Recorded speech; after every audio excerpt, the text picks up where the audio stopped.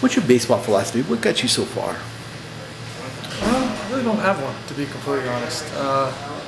It's something that I enjoy playing, and as a young age, I was pretty good at it and just kind of kept with it. And I've been lucky enough to get to this level, and hopefully a little bit more.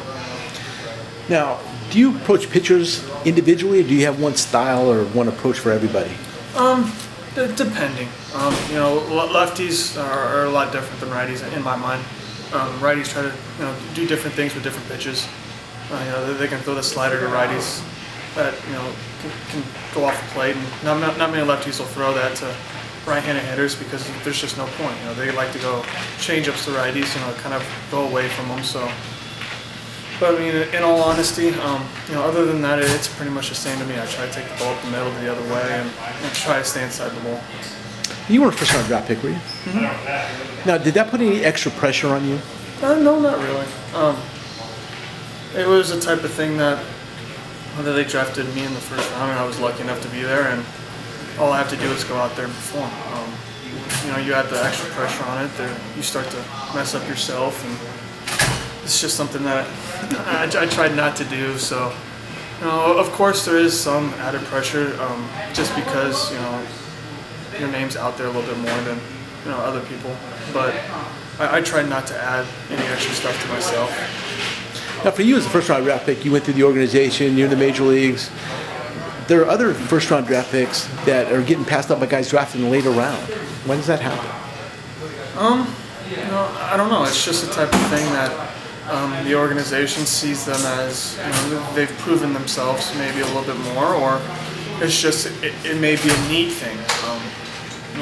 It just all depends on what the organization needs at the big league level at that time, and a lot of times you'll see it where first rounder will be the next one in line, but either A, they don't have the experience yet to be there, or B, it's just the person that they call up is going to be there for a limited amount of time, and they don't want to do that. They want to, when they bring their guy up, they want him there for an extended period of time, and at that point it's just a waiting game, and you just got to wait your turn type of thing. Now, in spring training, every team brings in more guys to compete with you at that major league level. When you get there, there may be 15, 20 guys in the infield. How do you approach that? Just worry about yourself. That's all you can really do. Worry about getting your work in and performing at your best, and everyone at this level knows that they perform at their best, and like any given day that they're probably the best one out there at their position. So that's what it is. You're striving for the other guy to do well as well, but in the same sense, it's a competition, and you got to have fun with it, and just know that if you're worrying about yourself and not worrying about what he's doing or what they're doing, it's only going to be better for yourself. Now, they call baseball a failure sport. There's the injuries and there's up and down the organizations. Has there been a time yet that you wanted to quit baseball? No, I mean, there's no point. I enjoy playing this game too much to want to give it up. What are the things about pro sports, though, that you learned the hard way that nobody told you about before you started?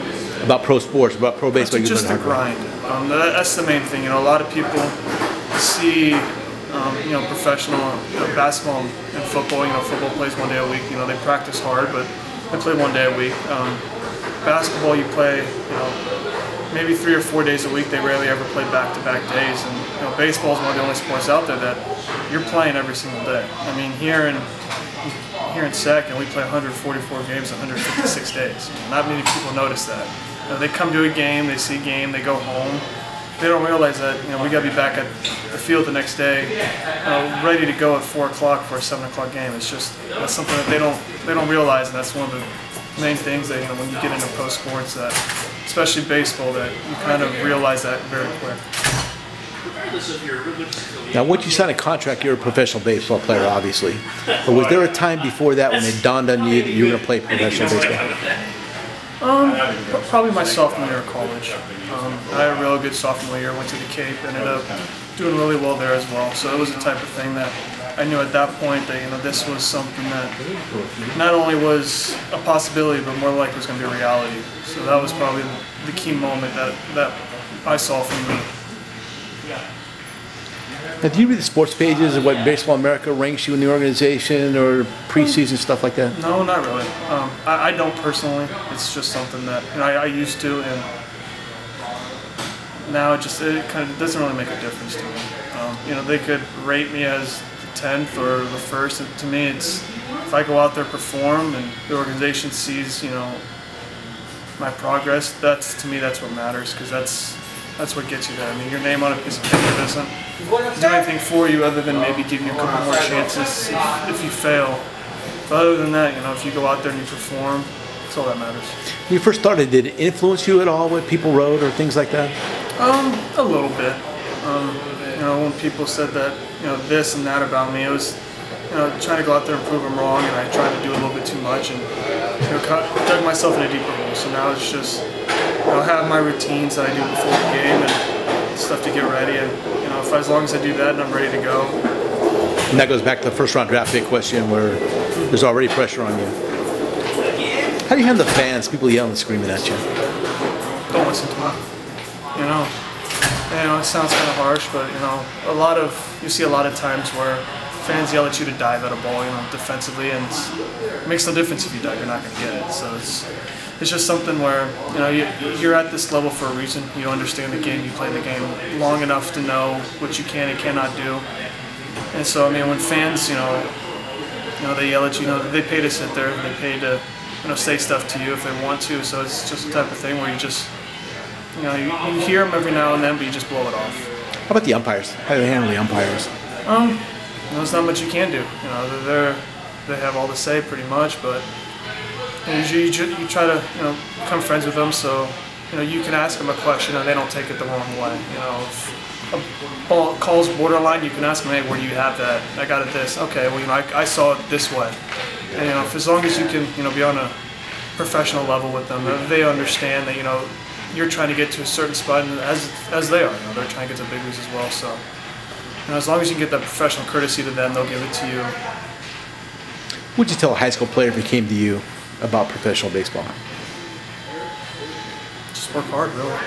That's the main thing. I've seen a lot of guys that I've played with growing up that had more talent than I did at a younger age, and they kind of relied on their talent. They didn't want to work, put in the work that they should have, and some of them still accomplished a lot in this game, and others, didn't. So it's just the type of thing where you work hard and, just know that you go out there, give it your all. You don't have to worry about it after that.